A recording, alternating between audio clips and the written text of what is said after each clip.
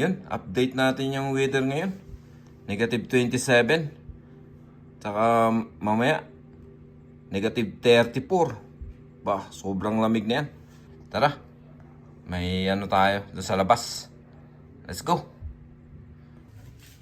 Tara, i-plug natin yung engine block niya para hindi mahirapan yung sasakyan mamaya ng umaga pag nag-start. Para yung engine block niya may initan. Ha? I-plug na natin. Ito yung plug niya. Yan. Ito. Yan, dito yan sa harapan ng sasakyan. Ito yung power. I-plug lang natin ng ganyan. Yan, okay na yan. Naka-plug na. So, hayaan lang natin yan hanggang bukas.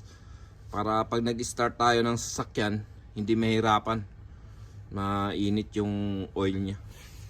Yan naman sa engine block niya, kaya natin i-plug yan. Para hindi tayo mahirapan bukas mag-start. Tsaka ito yung isa, nasa loob ng garahe. So okay lang yan. May heater naman yung garahe. Kaya kahit hindi na isaksak yan. Ito yung plug, ayan o. So hindi na natin i-plug yan. Ito lang. Kasi nasa labas siya.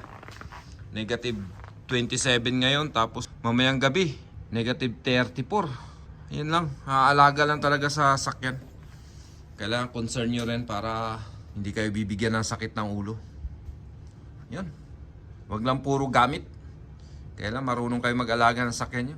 Thank you for watching.